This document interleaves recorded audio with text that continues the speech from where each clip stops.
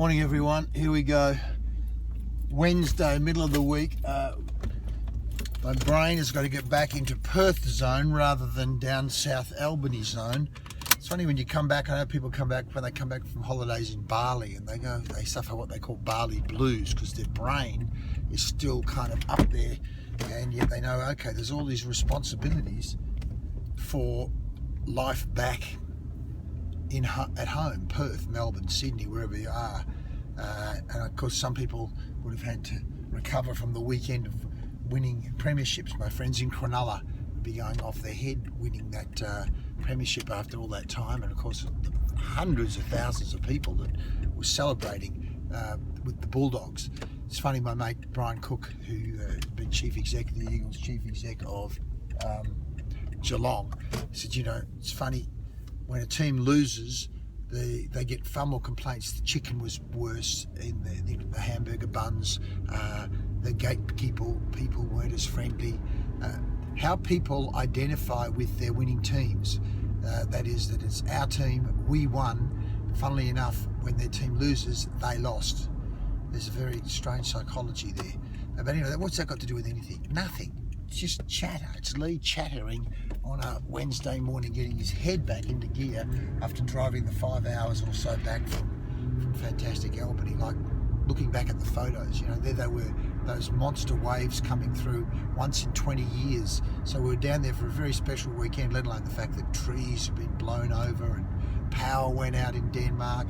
But life goes on. Grand finals go on. Swimming at Middleton Beach goes on. One of the highlights of the weekend was just, I met one of my mate Gary Capelli's very good business friends down in Albany. This person's incredibly successful and driven, and literally has hundreds of staff, many businesses, a lot of real estate, very successful guy. And we bump into him in his business. He says, come out the back in the kitchen, I'm making some chicken, and with breadcrumbs. It's a recipe I picked up from the village in Italy. I'm selling it in the shop. It's really going well. And I thought, wow, how's that? Here's a guy who could easily instruct someone else to do it, but no, it's the intrinsic joy he gets out of taking an idea, executing the idea, making it happen, seeing it come to life in his shop, and of course convert. And as he said, it's got a good margin as well, which from an entrepreneurial point of view gives him a kick. And of course with many of my clients, some people get burnt out. They lose the enthusiasm for taking an idea and making it happen. And of course that's the basis of our whole entrepreneurial system. In fact, where was I? At Gary's, at the Lake House's 10th anniversary dinner, that very same person said at the dinner, you know, we are executors. We take ideas and we don't just talk about them, we make them happen. And that's such a critical part in all of our lives, is not just have the idea, but convert it into action, make it happen. And as Cookie said to me once, he said, Lee, you know, how many ideas actually work? Not every idea works, that we've got to be able to go, okay, that didn't work, move on. What's the next idea? You know, what percentage work? Obviously, you can sit around and analyse on paper. You can go, oh, gee, you know, some people overthink things, which reminds me of the great John Kennedy, the AFL coach. You know, don't think, just do. Now, clearly, of course, you've got to think the pros and cons.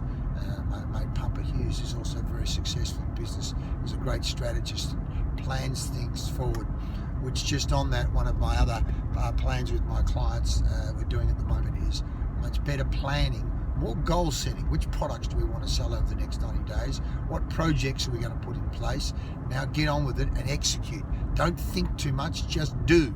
Know that not every idea is going to work, but if 50% of them work, you're still way ahead than if you've sat around doing the same thing over and over again. So what's that got to do with anything other than it's Wednesday, get an idea, take action, don't think too much, just do.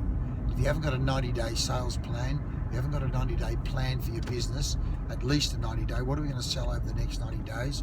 How are we going to train the staff or train ourselves, or what ideas are we going to implement over the next 90 days? Then get on with it, get your 90-day plan in place and make it happen. If you need some help in it, give me a call.